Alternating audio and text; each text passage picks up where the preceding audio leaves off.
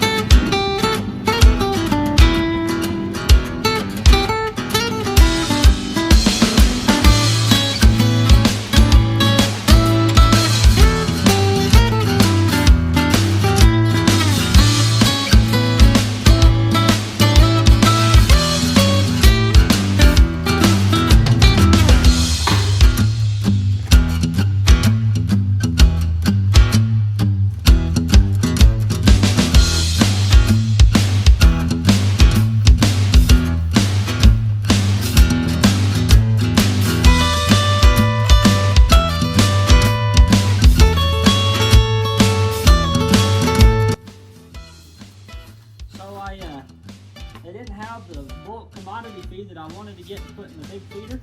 They won't get that in until Tuesday or Monday. So now we're gonna have to feed them this little bag of feed until they get the good feed in, where we can give them a bunch of feed. I'm gonna make 3 trips with this until Monday. All right, 2 days of this, which is fine. There's always a way to improvise. If you can't get something done, there's always another way. Let's feed these cows. They're very hungry.